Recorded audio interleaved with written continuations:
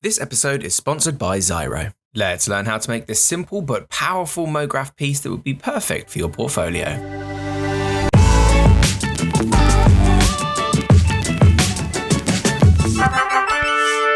TipTut. You can download the resources if you'd like to follow along from my website, www.tiptut.xyz. Hello everybody and welcome back to TipTut. Today we are inside of After Effects with a little bit of Adobe Dimension, if you'd like, to create this cool Mograph technique here, which would be perfect for an intro card for a portfolio or show reel or something like that. So let's just jump right into it. Now you can download these shapes from my website if you don't have access to Adobe Dimension or don't want to. But the first step is to create these kind of 3D shapes, the ice blocks here, and then these kind of this actually gelatin texture for all the different shapes that we need.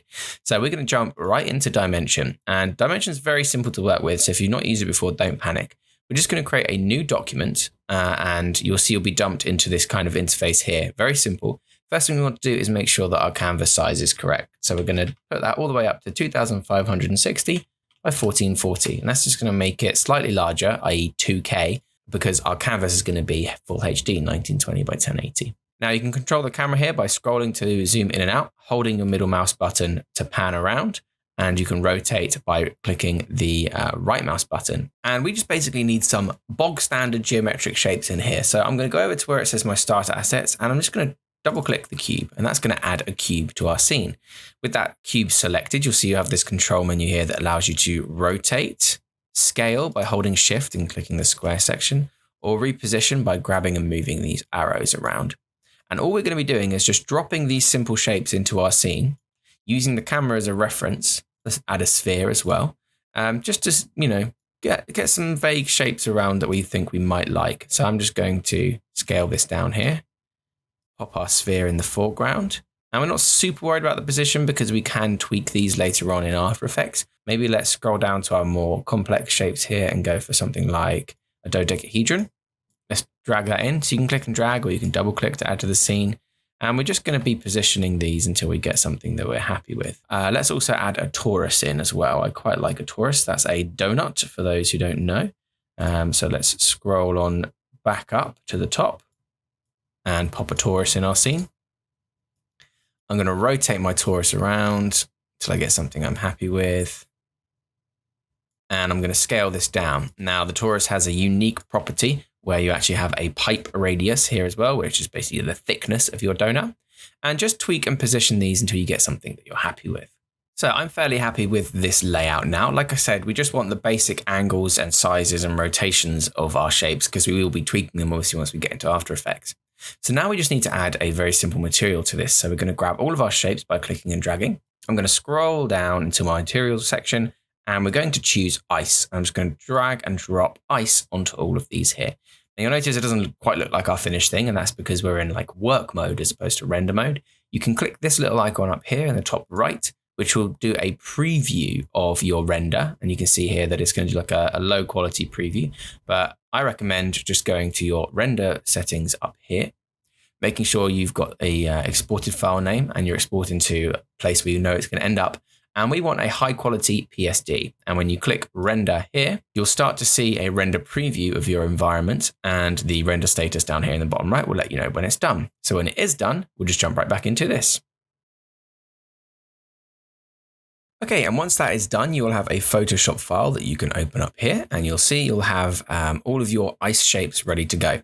All you need to do is turn off your background color layer like so, and then press Ctrl-Shift-Alt-W or go to File, Export As, and export a single PNG image of your file, call it geometric shape ice, and hit save.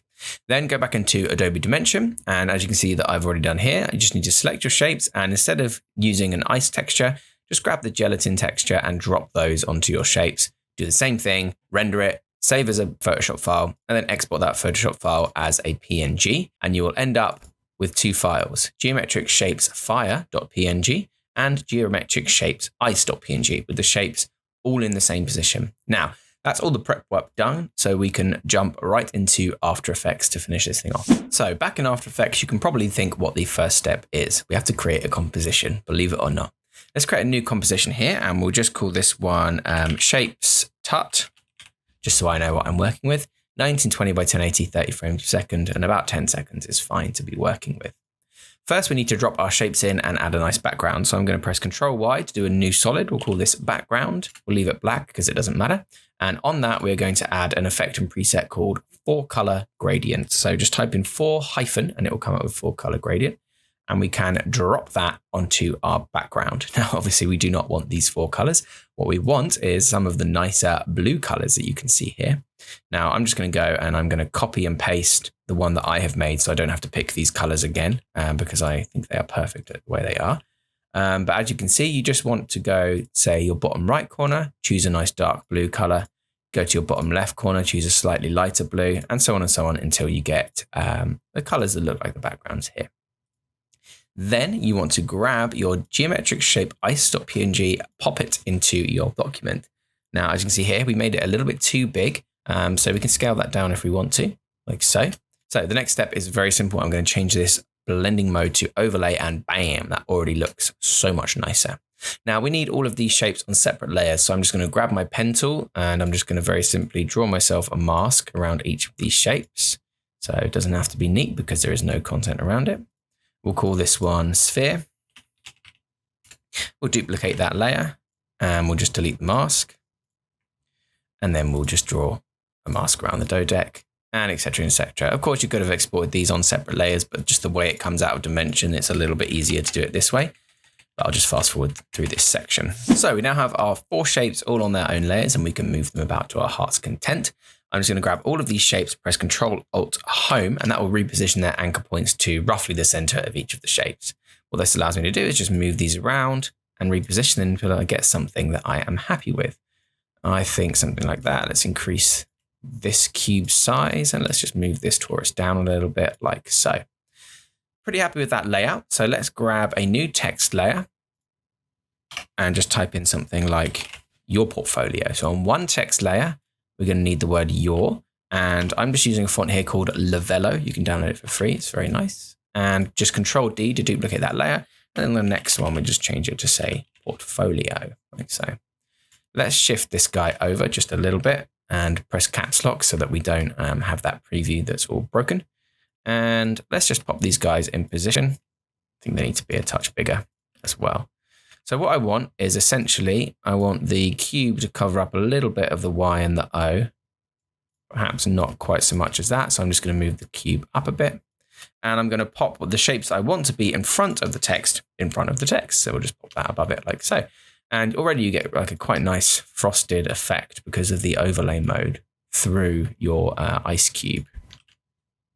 So that is the setup pretty much done. There's one last thing to do, which is to take portfolio here. And I kind of want some of the background color to bleed through a bit. So I'm going to, with my portfolio layer selected, I'm just going to draw a rectangle that's quite tight to the top of the word, but extends all the way off the edges of the canvas. And then we're going to press F to bring up mask feather. And I'm going to feather it about 20 pixels, see what that looks like.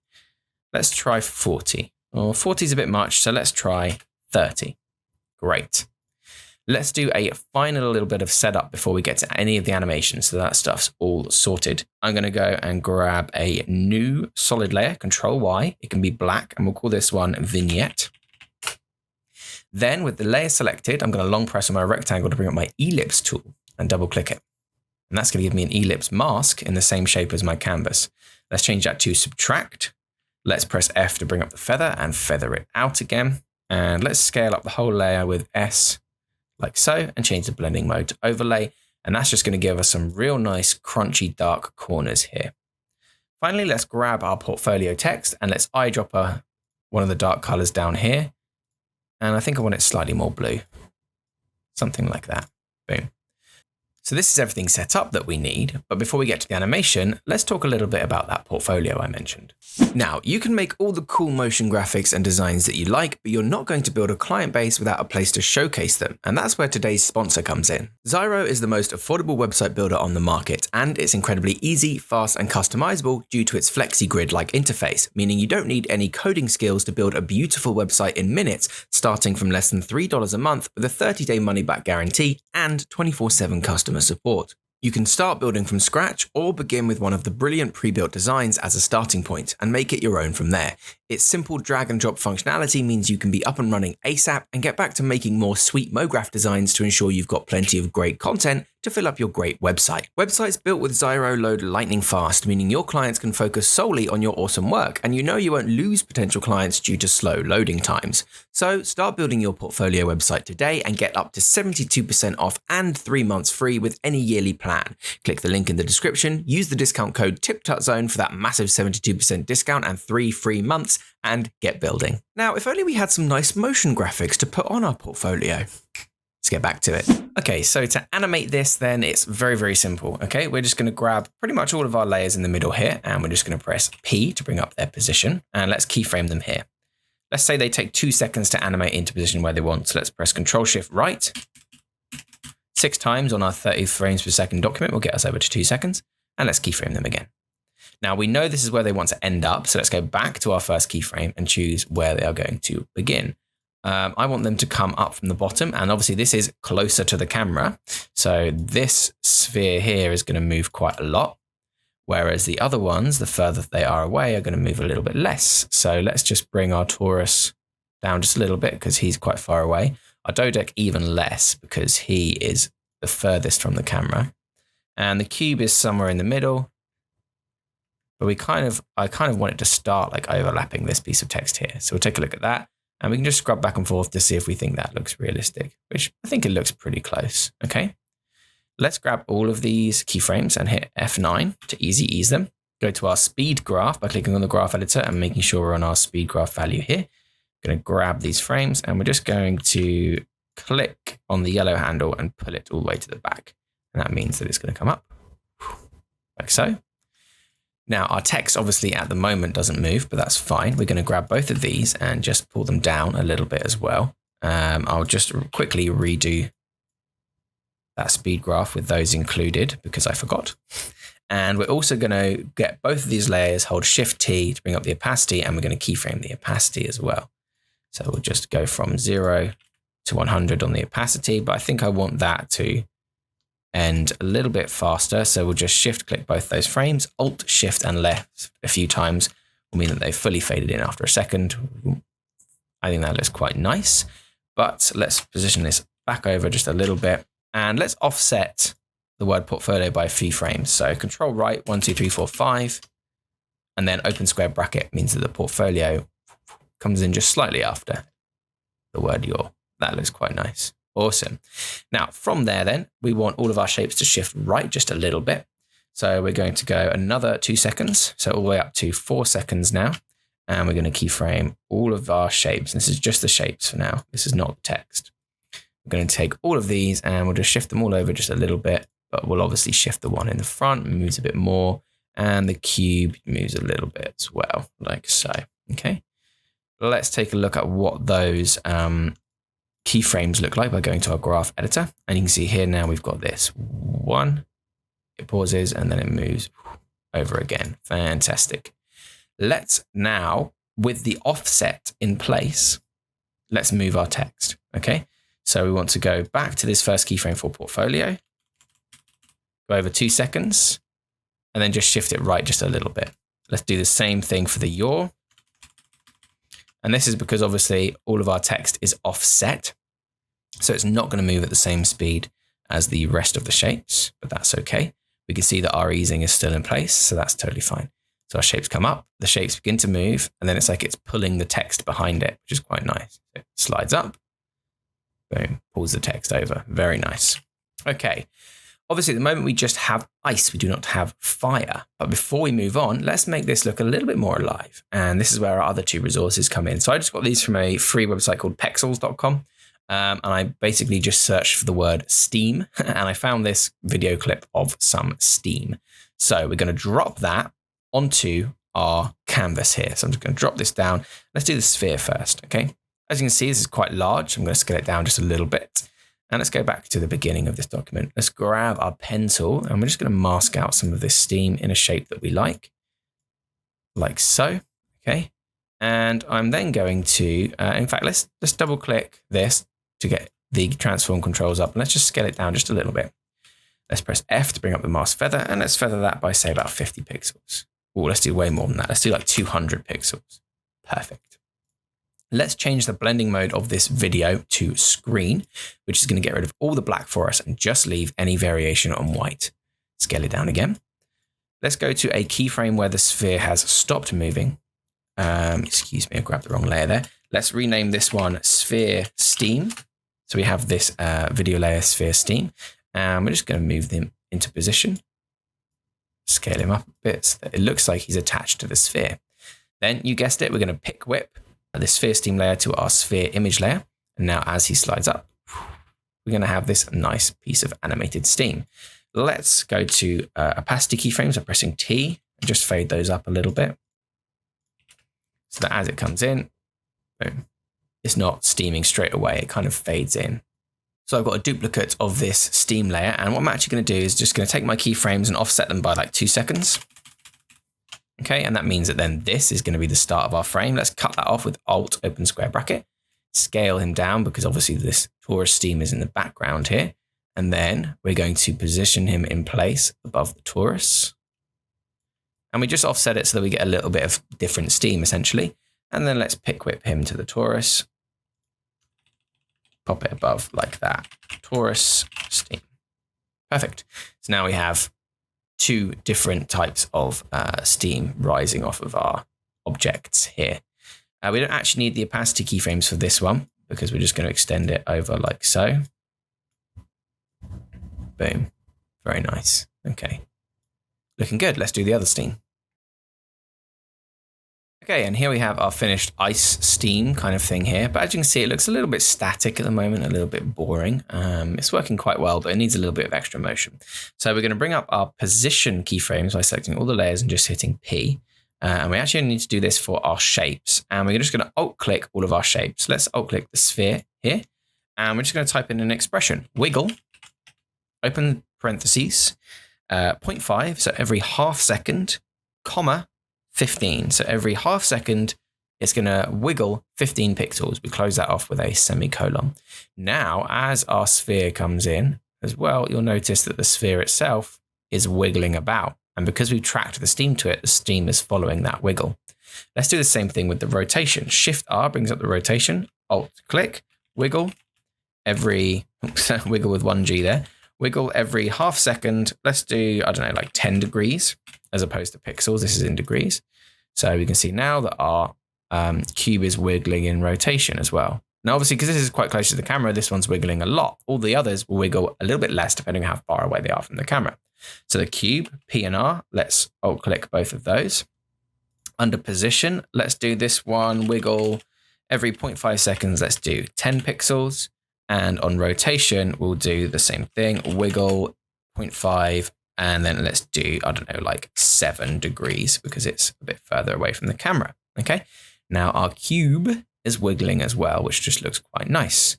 Let's do the same thing to the torus. Again, position, rotation, alt-click position, wiggle, let's do 0.5 seconds every 5 pixels. And on rotation, let's do 0.5, wiggle 0.5 seconds. Let's do like 4 degrees. Yeah. Finally, on the dodec, which is arguably the furthest one away, let's do the smallest amount. Position, wiggle, 0.5, comma, let's do like 3 pixels here because it's very far away from the camera. And on rotation, let's do wiggle 0.5. Let's do 2 degrees, barely perceptible. Okay. Select all your layers and press U to collapse everything down. And let's just take a look. Boom. Already that's adding so much niceness to this. Great. Final step then will be to swap from the ice to the fire. So this is actually really super duper simple. We're going to take the point, the fastest point of our text moving here. So you're going to find it's probably going to be somewhere around there. But if you want the exact point, you can actually select your shape layer keyframes like so. Go to the graph editor and you'll see wherever the peak is. Boom, right there, the peak of this little arc here. That is going to be where we cut and switch to our fire. So I'm going to select all my layers. Let's collapse everything down. So everything from the sphere all the way through to the bottom dodec. And we're going to press Control Shift D or Command Shift D if you're on a Mac. Then we're just going to press Control close square bracket, and that's going to push everything to the top, and then we'll pop it back below the vignette. Now we have a split layer. And all of the animation that we've done is going to continue on these layers as well. For clarity, let's select all these bottom layers here and change them to blue on the label. And let's select all these top layers and change them to red, so that at a glance, we know that this is going to be the ice and this is going to be the fire. Okay. Now, this part is really simple and really fun. You see how powerful this is. Let's grab all of our shape layers on the fire section. Let's go up to geometric shapes fire. Let's hold Alt and click and drag them over any one of those layers. They change straight away to their like a gelatin versions of themselves. Okay. You think you might be able to do that with the fire footage as well, but chances are it's not going to match up. So we actually have to delete all of the fire footage and just reapply that, but that's fine. The other thing you'll notice is that with this color, the white of the text doesn't show through. So on the cube, we're not going to do overlay on the cube. We're going to do hard light. And we're just going to reduce the opacity of it down to about 70 or 80%. And that just shows above the white, and it kind of still looks like that it's the same technique, even though it's actually slightly different. Obviously, we're going to have to change our background colors. So let's go to the effect controls there, and we'll just choose a nice deep red. I like just cranking the hue all the way over on all of these, first of all the way to the top so they all become red. But you'll notice that on the blue, it worked quite well when we had a lot of white in our shapes, but here it looks a little bit washed out. So what we're going to do instead is we're just going to come in and we're just going to darken up these colors until we get something that looks much nicer. Okay, maybe like that. And on this one here, let's just go a little bit redder, like so. Of course, we don't want that blue text. We want red text. So let's select a nice dark red from over here. Something like that. Works quite well. Awesome. Now, final step is just to add the flames in the same way that we did the ice. Like I said, you can't unfortunately swap these ones out. Chances are your footage isn't going to match up. But if you've got the same piece of footage as me, you can just drop that straight into your scene, and the camera in it is quite static, which is nice.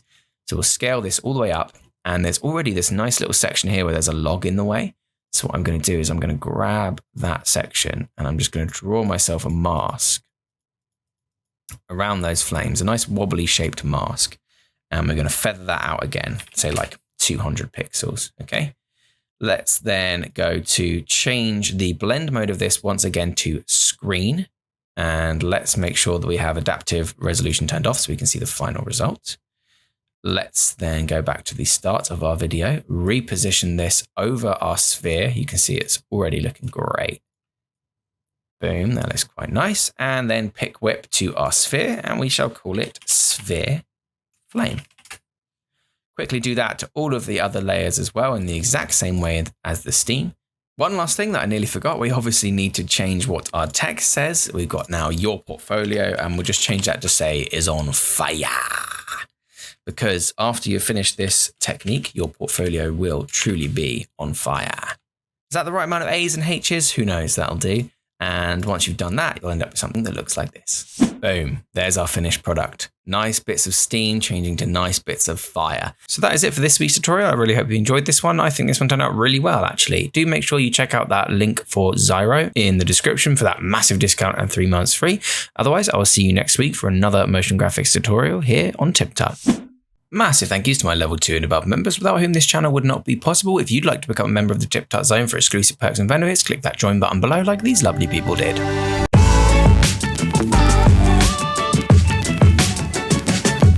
Remember to subscribe for more tips, tricks, and tutorials. Thanks for watching.